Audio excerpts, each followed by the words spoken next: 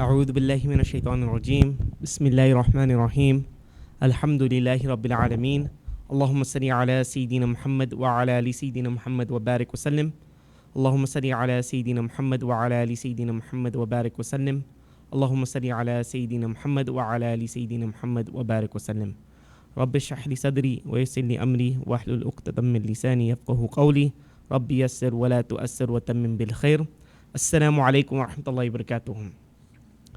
How's everyone doing? Doing well? All right. So I know it's a Friday. I know most of you probably got off of work. It's tiring. You're here. I appreciate you guys being here. First and foremost, jazakumullahu khairan for allowing me to come here. Talking about religious scrupulosity, about OCD is not the most, if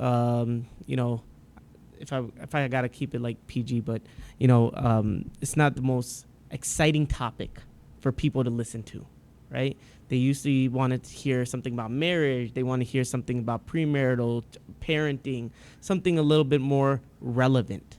OCD might not be relevant per se to every single person here, but nonetheless, it's something that we should all learn about because as a Muslim, we should always try expanding our knowledge, right, in anything and everything.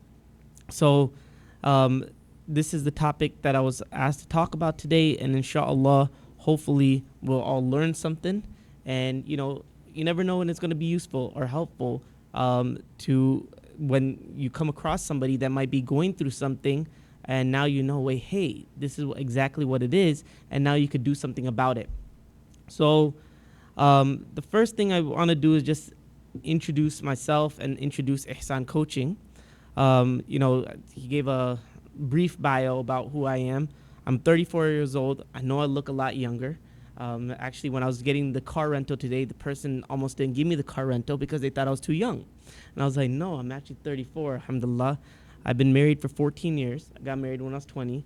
And so I have a little bit of knowledge when it comes to different topics. Not only just learned it, but also lived it practically. And, some of the things that I've worked with is people who struggle with anxiety, depression, OCD, marital discord, sexual intimacy, and you can see the rest. Now, why did I start Ihsan Coaching? Well, being a licensed therapist, I don't know if many of you heard of Khalil Center. I used to work with them from 2012 to 2017, around there, 16. And alhamdulillah, I had some great mentors over there. And, I got to learn a lot and work in the mental health space. But the reason why I started Ihsan Coaching and I ventured off was because I grew up in Ohio, in a very small town called Springfield, Ohio. And, everybody says, well, is the Simpsons from there? But no, Springfield is actually almost in every state. And they did it on purpose so that everybody could feel like, they were talking about them. But over there, we only had 50 Muslim families growing up. So most of my friends were non-Muslims, and everybody that I grew up with, including my dad, was like a doctor. 45 out of the 50 Muslim families, and nobody really took mental health very serious, and we didn't have any Muslim resources over there to talk about like what we are going through, any anxiety, depression, different symptoms that a person might have experienced. And so then I thought about, okay, well, I live in Chicago. There's Muslims everywhere. And on top of that, you got Muslim mental health therapists almost like throughout Chicagoland area. But now what about Muslims in different states? Who's going to help them? I never got the help that I needed when I was growing up. I just had to learn how to deal with it. We didn't even know what mental health was because nobody ever talked about it. And the people that did know something about it or they heard about it, they really didn't believe in it. Right? You probably heard a lot of, people say, well, that's not real, right? Mental health is not real. It's just jadoo or shaitan or, it's some black magic or something like that.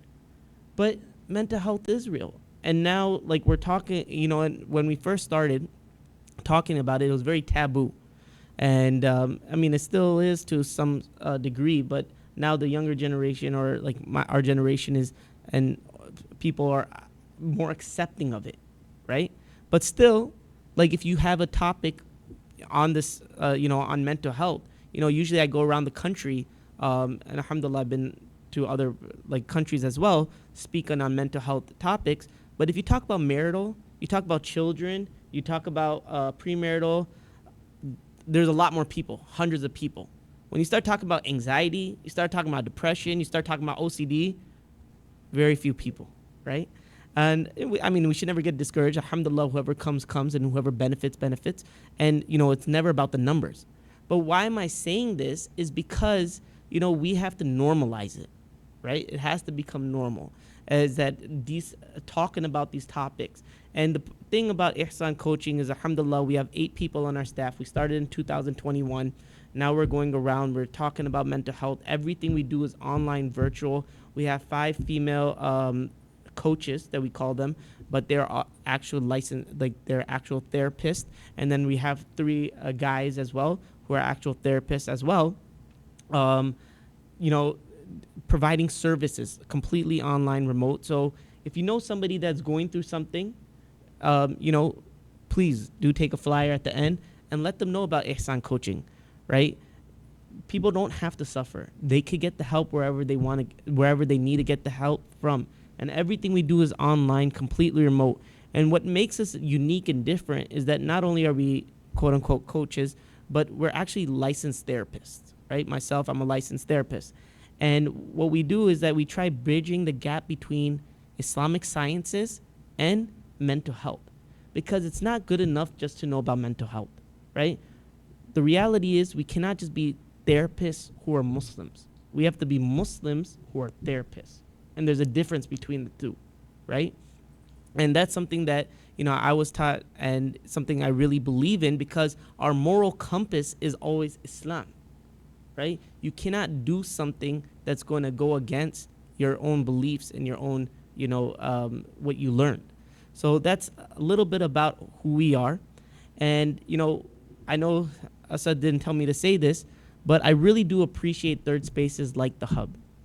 I go around the country. I talk about different mental health topics. I go places, and number one, most people are not talking about these kind of topics. But number two, a lot of places they're starving.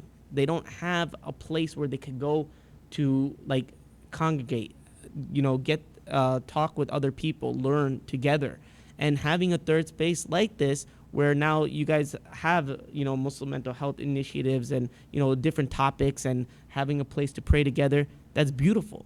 So value what you have as well, and support what you can to help grow the institute as well. All right. So that's enough about me and who I am. Let's get to the topic, inshallah. So before I start, who could tell me a little bit about what they believe OCD is? Who wants to be put on the spot? No right or wrong answers. Just throw your hand up. Anybody? Oh, wait. Anyone wants to, take a guess? Yes.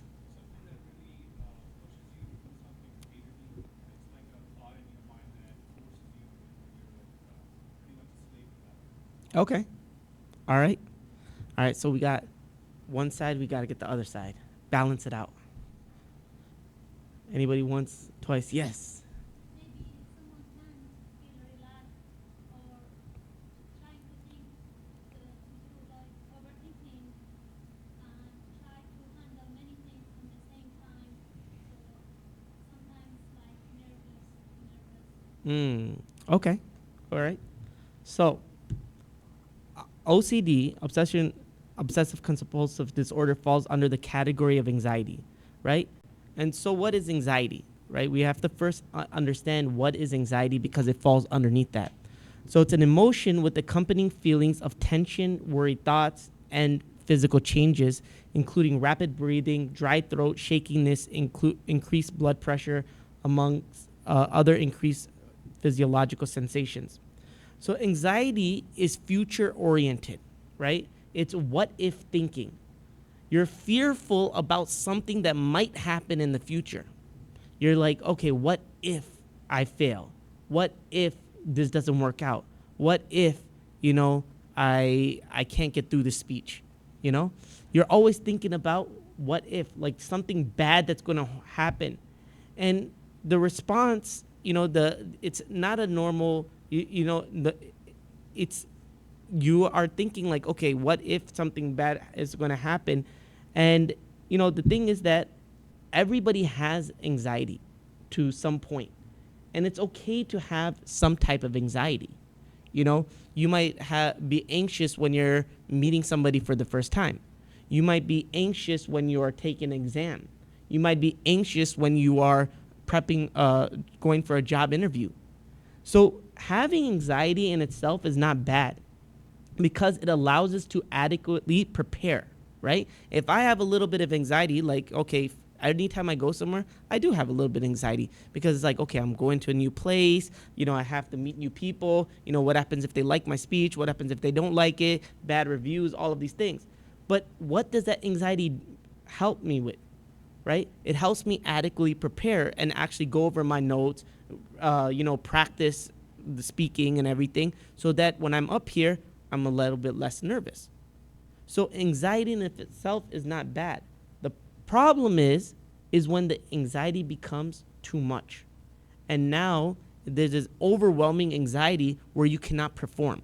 So instead of, being relaxed and, you're taking the exam and you adequately prepared and you think you're going to kill it, what happens is that you just sit there and you stare, and you're staring and you're like, I can't do this, right? Or you go for that job interview and you know all the answers, but you cannot perform. You cannot talk about, whatever it is, the technical questions or whatever they might be answering, any questions that they might have. And so it doesn't allow you to perform. So what is OCD then, right? What is OCD? It's an anxiety disorder characterized by ruminative thoughts, right, which we call obsessions, that cause worry or emotional distress. Such an individual tries to suppress these thoughts or relieve the anxiety by engaging in repetitive behaviors, which we call compulsions, that temporarily alleviate the anxiety. So an obsession is something that you constantly, like, you think about, or you think that your hands are dirty, right? You're like, okay, I touched this, now, okay, my hands are dirty, or I touched something else, and now you're constantly thinking that something, you're obsessed with it, like, okay, am I dirty, or am I impure, what's going on? And so what is the compulsion then is that you constantly wash your hands. So anytime you touch something, what do? You immediately go to the bathroom, and you have to alleviate that anxiety, so you go wash your hands so that you feel better about that thought. So this is what it is. It's an obsession, and also the compulsion to relieve it.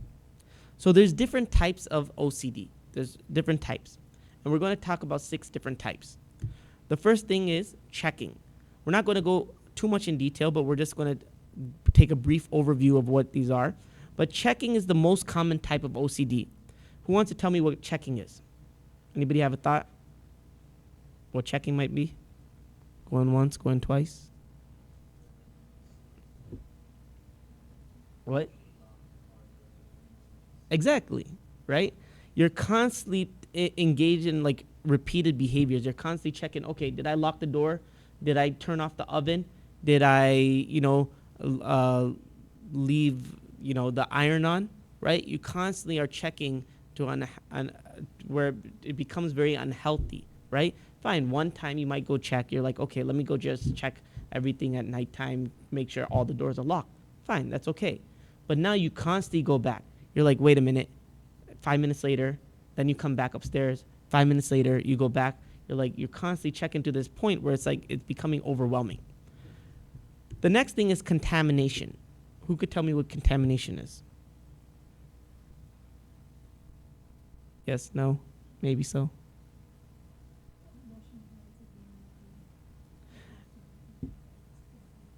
Yeah, so it's an extreme fear of contracting a disease, right, or germs. So, like you said, you might constantly wash your hands, right, extensively. So because you think that, okay, I have some germs, I have something on my hand, now I'm contaminated, so I have to constantly wash my hands to get it off of me, right? Because you perceive yourself as unclean, you perceive yourself as dirty. What's mental contamination?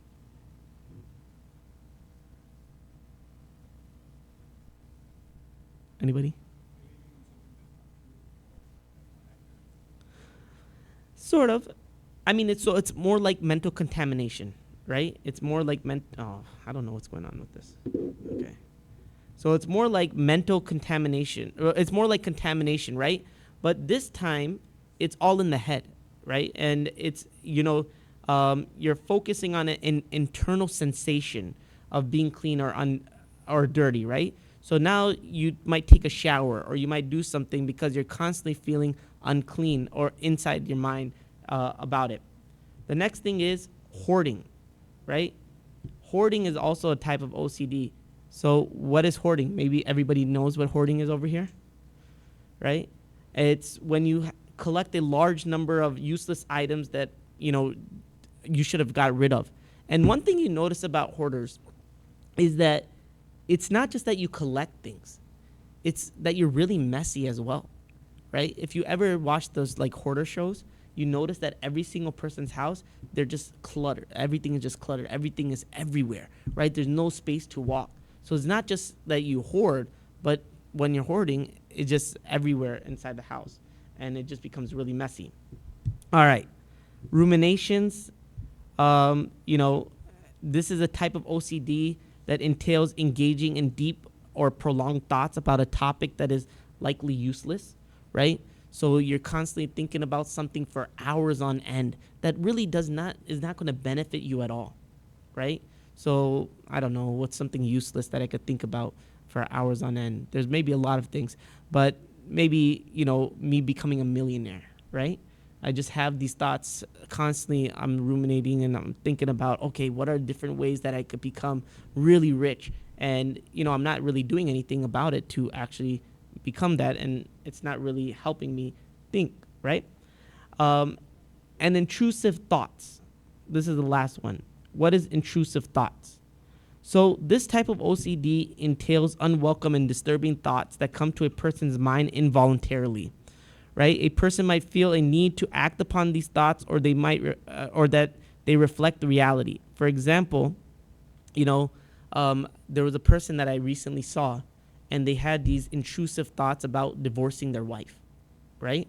They constantly felt like they were divorced, or like they had to divorce them because the wife was unhappy. But these are unwanted. These are unwelcome. They don't actually want to divorce their family, right? But because it was overwhelming and they thought that they were like causing them so much grief and, making them unhappy, it constantly were thinking about, okay, you know what? Maybe I should just let go of this marriage.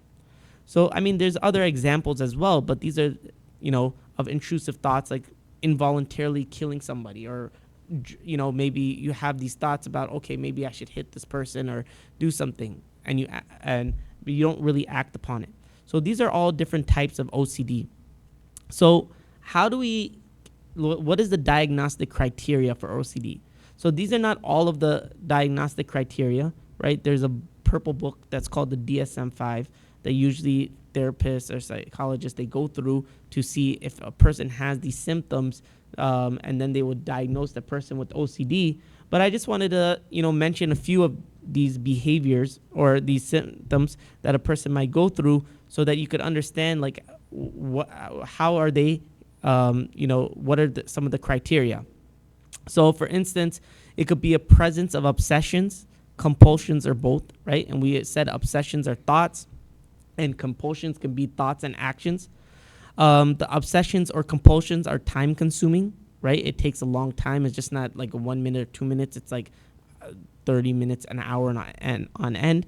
The repetitive behaviors like hand washing, or like we just talked about, checking, like you constantly seeing if the door is locked, or mental acts, right? Like praying, counting, repeating words silently. And we'll go over these later on, but like you might say, well, why praying? Well, because a person might constantly repray their salah, right? And this is kind of a religious scrupulosity where they pray their salah and then they feel like, okay, you know what? I did not do it properly. Now I got to repray. And then they do it, and then they have to keep repraying, right? And we'll go over that a little bit more. And then the last thing, that I want to mention is that the obsessions and compulsions cause marked distress, are time consuming, or significantly interfere with the person's normal routine, right? Because you might say, well, what's so wrong with a person repeatedly doing these things? Well, the thing is that it's causing them distress. It's not like you're normally, just washing your hands after it's contaminated or dirty. It's, you're constantly doing it to the point where it's being overwhelming. It's becoming very time consuming, and then it's interfering with what you normally routinely do on a daily basis. So yes, we might pray 5 times salah. We might do wudu, for every single salah. I mean, you don't have to if you keep your wudu, but and that's a normal routine. But now when you're constantly in the bathroom for over 30 minutes to an hour, that's not normal, right? That's not your normal routine anymore. Okay, so over here is a graph that shows, or not a graph, but but a vicious cycle of OCD, right? And we see how the cycle works. So you have an obsessive thought, right? And then you get this anxiety that is very overwhelming. Then what do you do with that anxiety? Because it becomes very overwhelming, you want to alleviate that. You act on the behavior, this compulsive behavior, right? You do the behavior that you shouldn't do, but you do it anyways because it's overwhelming for you, and you get some temporary relief, right? So let's take this, right? Let's take an example. I think my hands are really dirty, right? Because I'm touching this table. I'm getting anxiety that, okay, you know what? Now everything I touch is going to become dirty. I'm going to contaminate my computer. I'm going to contaminate my phone. I'm going to have to go home. I'm going to have to wash everything. I'm going to take a wipe it all down. And now what do? I get this, it's overwhelming. And so then what I do is maybe right after this, I go to my car, I take out my wipes, I wipe everything down, I act on this compulsive behavior, but I get this temporary relief. But at the end of the day, I could touch something else that's dirty.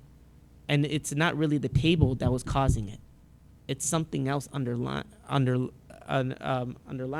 that's actually I have to work on, because everything to me might be dirty.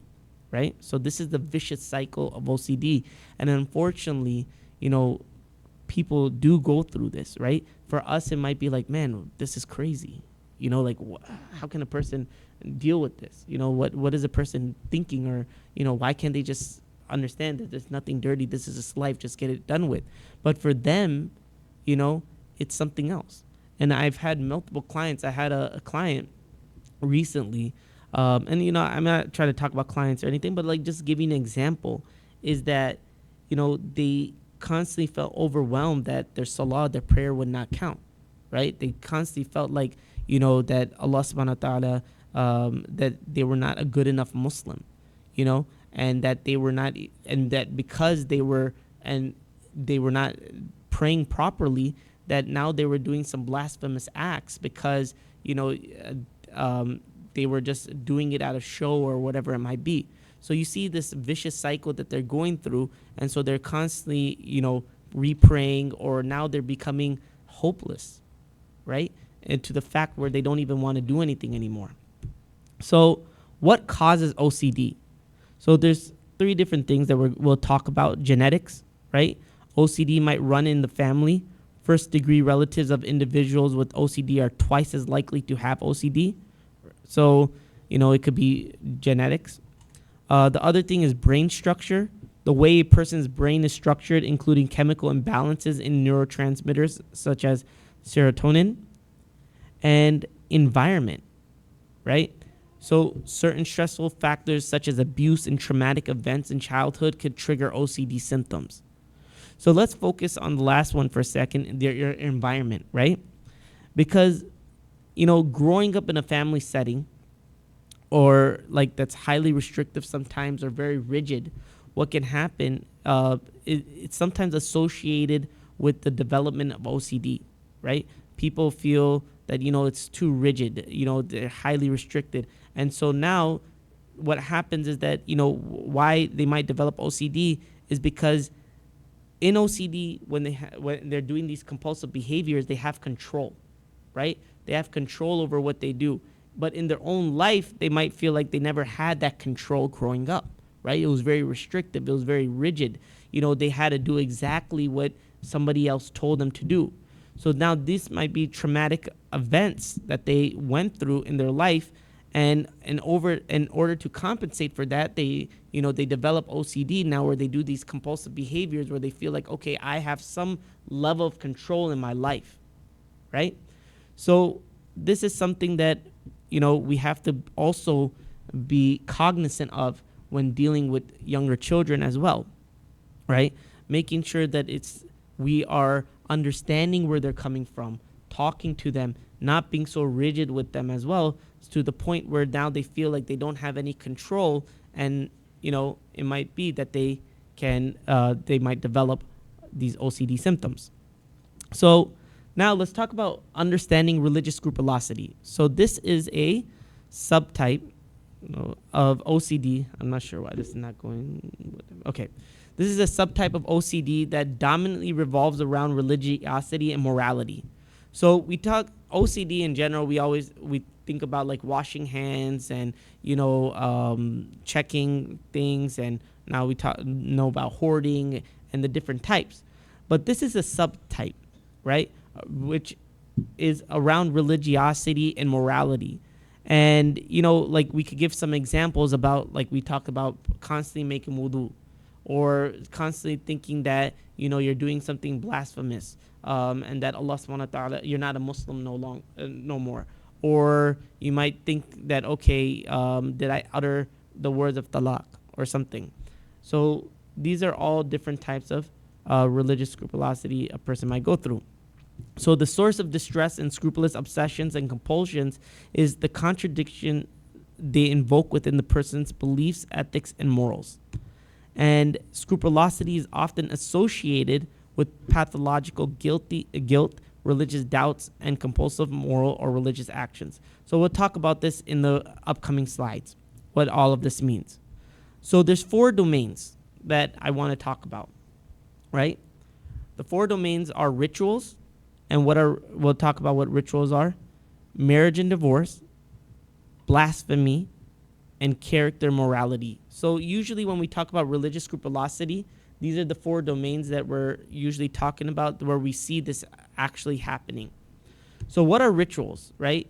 I mean, you see that a lot of sports players, they have their own rituals before they play, in their games. Like LeBron James, for instance, he has his own ritual where he throws up the powder. Steph Curry, he like runs up, he runs from the 3-point line all the way to underneath the basket, right? Everybody has their own rituals that they do before they start something, which is not bad. Maybe one of our rituals is saying Bismillah ar-Rahman ar-Rahim, right? Or saying something to remember Allah subhanahu wa ta'ala. But the problem is that these are repeated, excessive, or prolonged washing and usage of water during the process of ritual purity for prayers, right? So, for instance, yes, we do wudu, but now it's prolonged. You're constantly making wudu. How long does wudu actually take? Maybe 2 minutes, 3 minutes max. But here you're taking 10, 15, 20 minutes. And not only are you, once you do your wudu, what are you doing again? You're constantly re-washing it, thinking that, okay, I didn't get under my fingernails. I didn't touch, I didn't get my elbow. I didn't get these certain parts. So you know what? My wudu didn't count. So now I got to do it again, right?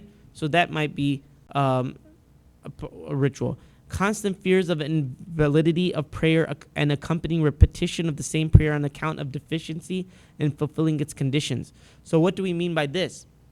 Is that a person, he's praying or she's praying, and now all of a sudden you think, well, I didn't recite Surah Fatiha with the proper tajweed.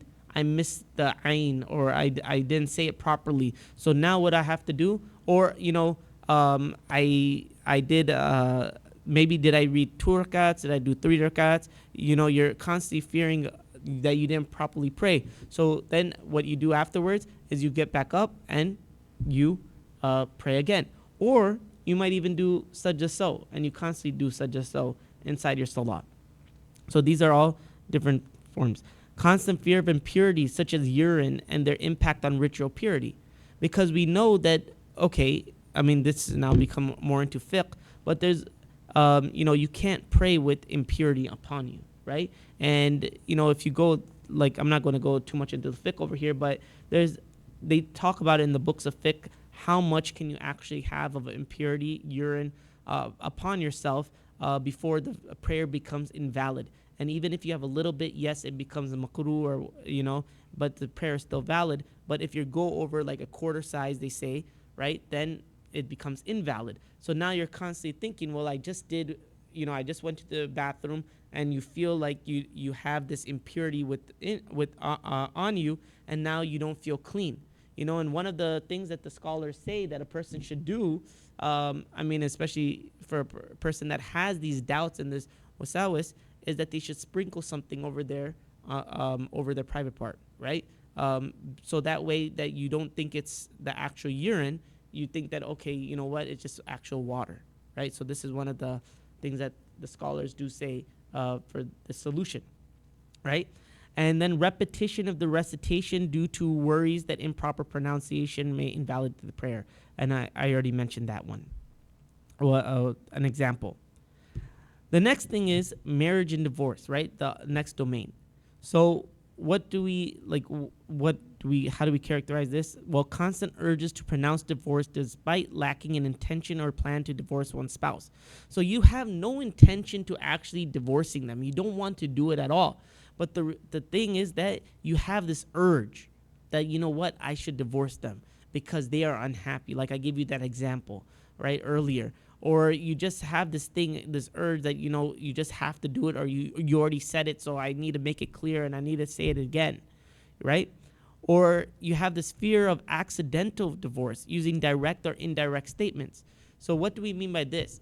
So there's two types of divorce, right? There's I'm forgetting the actual Arabic terms, but there's the clear type of divorce where you say talaq, right? I divorced you, right? That's very clear. You understand that. But then there's another type of divorce where you don't actually mention the word. You say, get out of here. Now, this is between you and Allah. What did you mean by get out of here? Did you mean get out of here, like just like go for now, come back, like let's just talk about it? Or did you have that intention in your mind when you said get out of here that I no longer want to be with that person, right? So these are the two different, this is what we mean by direct or indirect. That a person might say, I no longer want to be with you, right? But again, what was your intention behind saying that? And this is where you have to contact a mufti, talk to them and see, like, what did you actually mean? Because it could have grave implications, right? But now you constantly fear, like I had this person that I was working with, and they constantly feared that they said, they weren't sure, oh, did I meant divorce? Or was I just saying, like, no, I don't want to talk to you for right now? And they were just going, and this was like bothering them in their mind, like, okay, am I still married or am I not married to my spouse? So this is something that obviously they work with the mufti on, and alhamdulillah, it wasn't, the problem usually with these types of cases, they don't actually mean it. They're just saying, like, leave, all right? But, and the problem is they go around asking multiple people and trying to find the answer. So just one person is not good enough, right? You go to one person, you get the answer, but then you feel like, okay, this person's wrong. So now what do? I go to the next person, right? And then you're trying to find somebody that's actually going to validate what you actually believe so that you feel better, right? But in reality, you're going to feel worse because now because you never wanted to actually divorce the person. So you see how this is like a vicious cycle. So one thing, I want to do over here, because I love talking about marriage, right? And this is also marriage and divorce. How many of you are married here? So a side tangent. Okay. So, mashallah, a lot of you guys, a lot of people here are married. So I know Asad, he heard my little Jummah khutbah, right? But, one thing that I always like to talk about, because this is like my favorite topic, on marriage. I got married when I was very young, when I was 20 years old. And, I had to figure out what marriage was. Nobody actually talked to me about marriage. And this is why I'm so passionate about it, because, we're seeing nowadays that 31 out of every 3 Muslim couples are getting divorced, right? Which is very sad. And, the non-Muslim divorce rate is about 45%. So, why is this happening? What is going on? Why do we have such a high divorce rate? And we have a whole seminar on this that we conduct. But while we're on this topic, one thing that I always tell people is that we have to give our marriages that leeway, and we have to give our marriages more time, right? We have to be, um, more forgiving in our relationships. The problem is that nowadays it's like Amazon Prime. We want everything now. You want the person to change immediately. And that's not really going to happen in a marriage. If you look at it statistically speaking, it takes about 3 years for the couple to get on the same page. And why do I say that? Because the divorce rate drops almost 45% after 3 years. So but most people, they don't even last 3 years, right? Most people are getting divorced before even 3 years. And the people that are making it more than 3 years, what happens is that it takes about 6 years before they actually go to somebody, and by that time they've already had all of this animosity and resentment within them. So the thing is that we have to do maintenance on our relationships and work on them and realize that, okay, look, yes, nobody's perfect. And this is why we say, you don't look for perfection. What do you look for? Because there's no such thing as perfection in a spouse. You look for the most compatible. And in compatibility, there's always going to be differences. There's always going to be differences between you and your spouse. And that's okay. That's the beauty of, each person. So one piece of homework, I don't want to go on too long of a tangent on this, but one piece of homework that I like to give people, and actually it's a part A, part B, right, is that starting today with your spouse, right, because we learned from the Prophet ﷺ in Al-Adab al-Mufrad that when he would speak to somebody, he would face them and he would look them in the eye. But ask yourself, when was the last time you actually faced your spouse and talked to them and actually looked them in the eye? I do this with the clients that I work with. Alhamdulillah, we've worked with over 2,000 marital clients. And they always feel awkward. They always feel like, they feel ashamed, or they feel very weirded out, sitting in front of their spouse and like looking them in the eye and talking. But I always say that this is actually ajib to me, because you could procreate, you could be intimate, but then you can't even face your spouse and even speak, right? That's kind of weird if you really think about it, So what I want you all to do, whoever's married, is go home today, put the kids asleep, make sure the phones are away, make sure the TV's not on, face one another, and actually have a conversation, right? And when you have a conversation, I don't want you to talk about bills. I don't want you to talk about kids.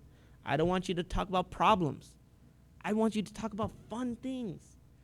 Talk about movies. Maybe, I don't know. But talk about whatever, like books. Talk about traveling. Talk about whatever it is that excites you. When I get with my friends, we get so excited when we talk about sports, or we talk about trips, we talk about whatever it is, and it this light lights up, and we're just like, we could go for hours, and we could talk about the same topic for hours. But why is it with our spouses, we have nothing to talk about? We're just like, okay, what's next? Yeah, okay, and then we go back to our phones, right? So we have to relearn how to engage with one another. So that's one thing. And just start off with 5 minutes, 5 to 10 minutes. That's all I ask, 5 to 10 minutes. And number two, the second thing I want you to do is say something nice about your spouse. This is what we call fondness and admiration. Say something that you appreciate about them. Because what you're doing is you're building up positive sentiments. And what these positive sentiments are doing is that they're going to override any negative interaction that you have with your spouse, right? Now, if my spouse is telling me all these nice things about me, the next time something happens, right, I might be more forgiving towards them, because I realize that they see my value and they see my worth, right? And if I'm telling my spouse all these nice things about her, next time she does something, I'm going to be overlooking that, because I realize that she does so much for me that I'm like, it's not worth it at the end of the day. And I'll give you this example that I give people is like, one time, me and my wife, I really like my chai in the morning. I don't know, something about doodh pati chai, right? Just got addicted to it. Addictions are not good. But so I really like it.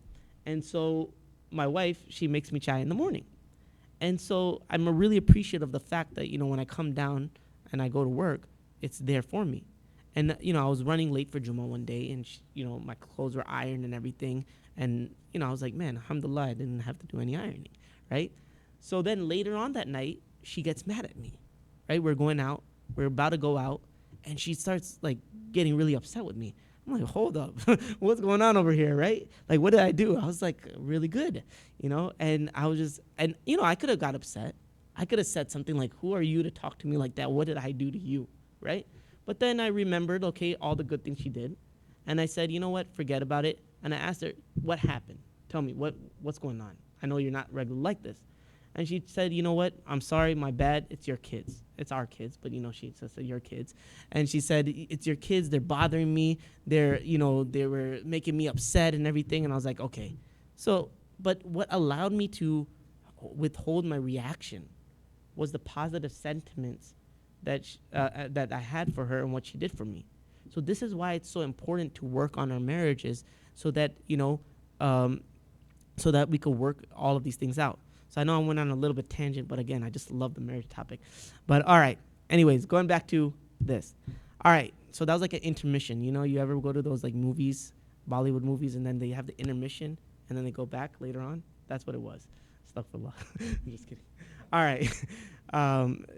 Anyways, blasphemy and apostasy. So what do we mean by this? So fear of accidentally mocking or joking about a sacred ritual or belief, right? So we'll go through these and then we'll talk about it. Intrusive obsessions about cursing God. Intrusive images would do not fit the majesty of God. Preoccupation with doubts and fears of committing blasphemy. So, I mean, basically, in all of these, right, this all falls under the domain of creed and faith. And why is this so important? Because blasphemy is one of the greatest offenses a person can do, right?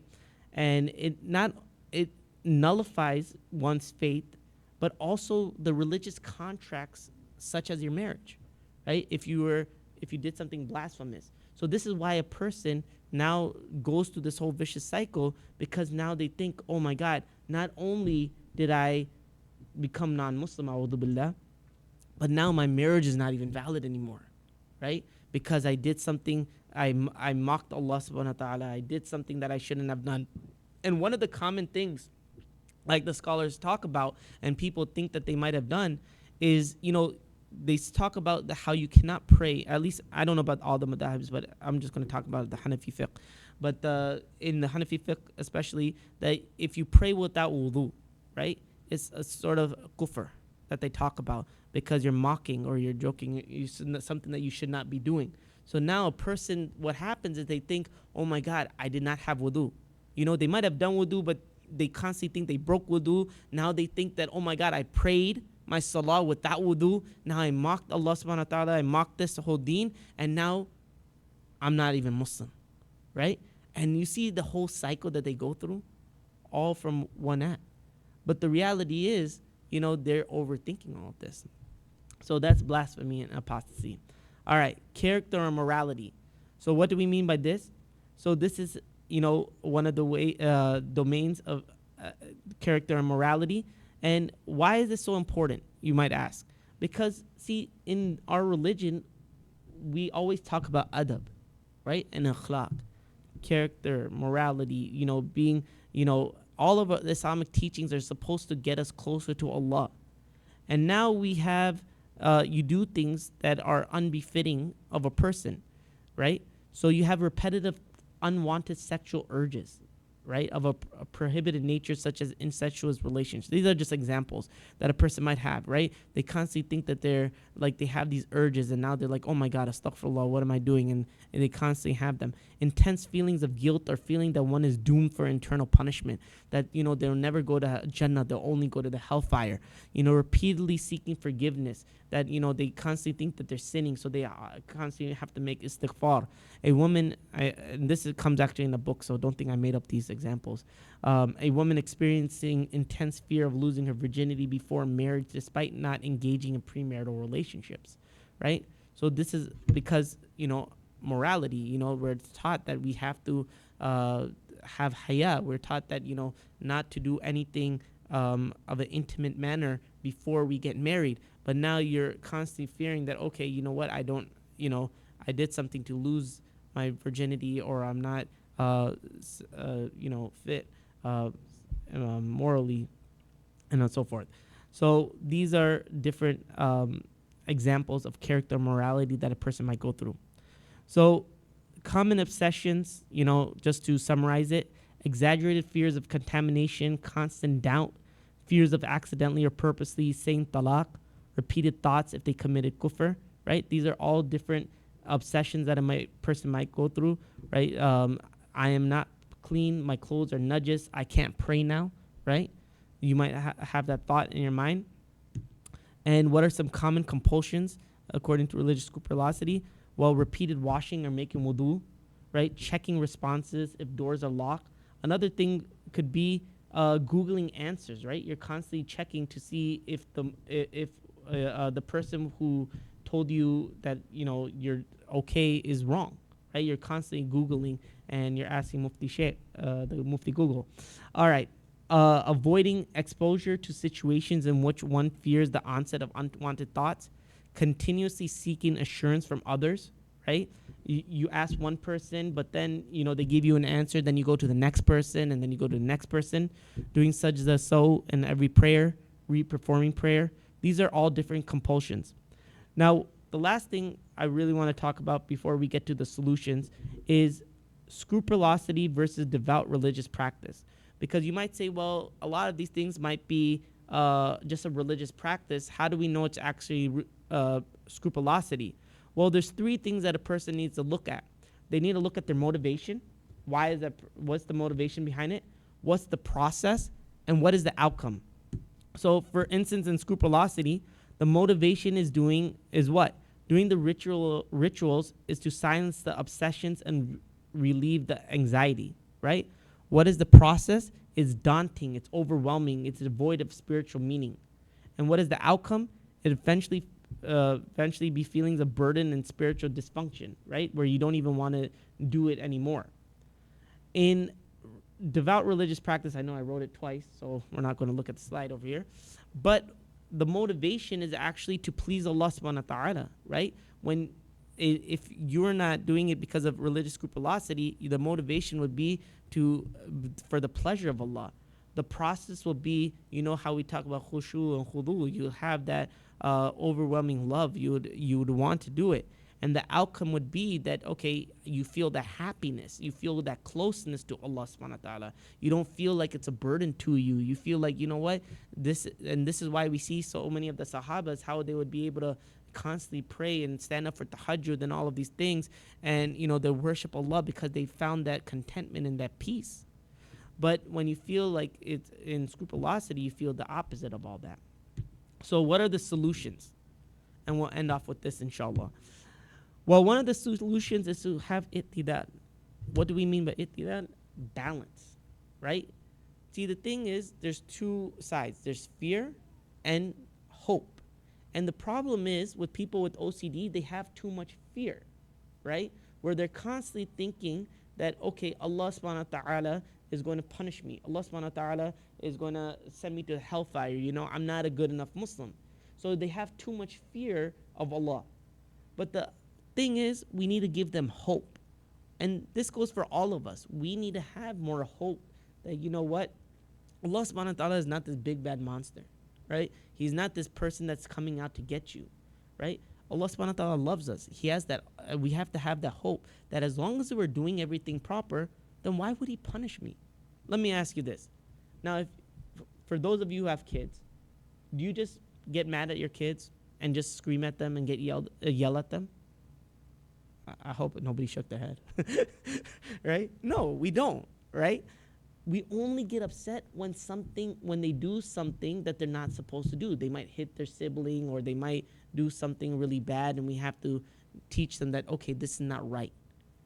Similarly, why would Allah subhanahu wa ta'ala get upset with us when we're trying, when we're doing whatever it is that we can? The reality is that it's not our actions that get us into Jannah, right? You probably heard this before. It's not your actions. It's Allah's mercy. But yes, how do we gain Allah's mercy? Is by showing Him through the actions, right? We have to try. And as long as a person is trying, why would Allah subhanahu wa ta'ala get upset at the person, right? They'll be rewarded for that.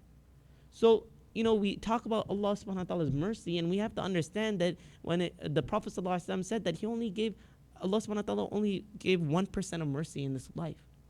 And if you could think about that, man, 1% of mercy, and alhamdulillah, look, everything that we have, can you imagine what 99% of mercy for the hereafter would be like? So why do we have so much fear? We have to have more hope that, you know what, as long as I'm doing everything right, Allah subhanahu wa ta'ala will forgive me, and Allah subhanahu wa ta'ala will enter us into Jannah, right? So having that balance, that's the first thing. The second thing is exposure therapy, right? So what does this mean? You have to face the fear. And what do we mean by this is gradual exposure to the feared stimulus. And over time, what will happen, it will break that, that response or that associated psychological, cognitive, and emotional response that you may have. So for instance, let me just give you an example. So you fear public speaking, right? You fear public speaking. So what do you do, might do in exposure therapy is first you might write it out. Like, you might just talk about it, right? You might just talk about, okay, what's that fear is. The second thing you might do is you might just stand up in a mirror, right? And you might just practice by yourself. The third thing you might do is just practice with somebody that you are very close with, somebody that, you feel very comfortable with. Then gradually what you do is you graduate from that, and now you have more of an audience, to eventually you get to that place where now you could speak in front of larger crowds. That's one example. Or, in this religious scrupulosity, you make wudu and you start your salah. And, you constantly think, like you might not want to pray because you're overwhelmed, but you take one prayer at a time. And inshallah, with that, you become more comfortable with praying. Okay, acceptance and commitment therapy. What is this?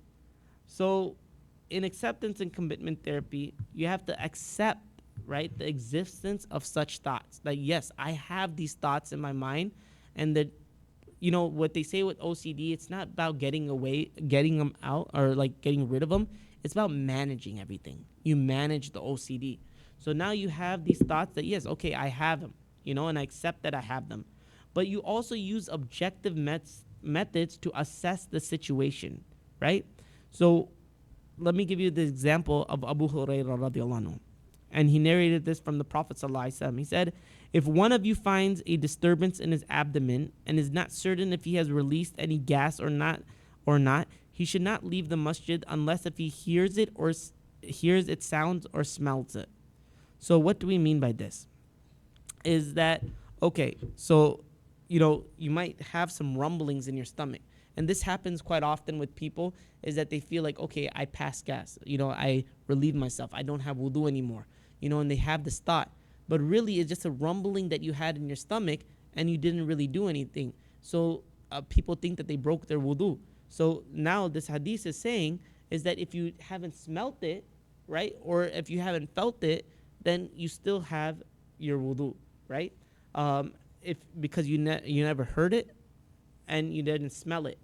Just because you had some rumblings does not mean that you lost your wudu. So what are some objective measures that you could take in this, right? So for instance, you could keep a log, right? You could keep a log that, okay, and, repeat your salah less. So you say, okay, I've been repeating my salah every single time, like my Zohar salah 5 times. So then you keep a log of how many times you're doing it, and then the next week you see, okay, how did I get it down to 4? Did I get it down to 3? And you keep doing that. Or, you objective measure is like, okay, I've been making wudu for 15 minutes, now I should time myself and see if I could get it down even less than that. The other thing is cognitively restructuring the way that we think, right? And it goes back to, having hope in Allah subhanahu wa ta'ala, giving a person that hope. So the way that we think is that the way that we feel, and the way that we feel is how we're going to act. So it all starts up here. We have to restructure that a way that the person thinks. So the Prophet ﷺ, some of the companions came to him, right? And they said, we find ourselves thoughts that are too terrible to speak of. He said, are you really having such thoughts? They said, yes.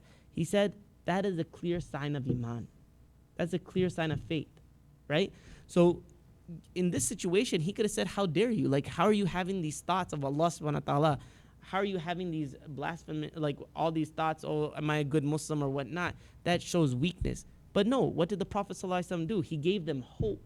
He said that no, this is a sign of faith that you're having these thoughts, because shaitan will come attack a person who's strong in their iman, right? Because he wants to get them off their game. He wants to get them off their deen. So if you're having these waswasas sometimes, it's actually a sign of iman. And what does Allah subhanahu wa ta'ala say in the Quran? لا يكلف الله نفسا إلا وسعها. That He does not burden a soul more than what they could bear. So you know that you're strong enough, and this is a test from Allah subhanahu wa ta'ala, right? And at the end of the day, how do you know if you're passing a test or you're failing a test? Well, you know that if you're getting closer to Allah, that means you're passing. If you're getting further away from Allah, that means you're failing. And we have to reassess the situation. So this is how we know, and this is how we cognitively restructure how a person thinks. And the last thing I want to say, and I tell people, is do not give in to the bully. Right? What does a bully do? A bully, he keeps bothering somebody that gives them a reaction, right? So a bully will keep bullying somebody because that person gives them the reaction that they're looking for. But if you don't give the reaction to the bully, what happens? He moves away. He goes on. He moves to somebody else. So the more you give into the OCD, right? And the more you keep constantly praying, the more you constantly keep doing wudu or whatever it might be, the more it will keep coming back, and you'll constantly feel like you have to do that. And the only way to really get rid of it is by not giving in to it, right? So obviously there's a lot more how we get to this point, but these are just some solutions that we, like high-level solutions that I just wanted to mention. And the last thing, I would say is there's a principle in fiqh that, where is it? There's a principle in fiqh that we often talk about, is that certainty is not overcome by doubt, right? You have to have complete certainty that you did something in order for you to think that you don't have like wudu or whatever it might be. If it's doubt, then that's not good enough, right? So for instance, if I already made my wudu and now it's time for prayer, and I don't have I don't remember doing anything. I didn't go to the bathroom. I didn't smell or hear anything. I didn't bleed. I didn't do anything. And now I'm thinking, well, do I have wudu? Do I not have wudu? No, that's called doubt. And doubt is certainty is not overcome by doubt. And so, yes, I have my wudu, and I should pray, right? So these are different things that a person we talk about, and hopefully this was beneficial. So this is our website, ihsancoaching.com. You could check it out, inshallah. And thank you for your time.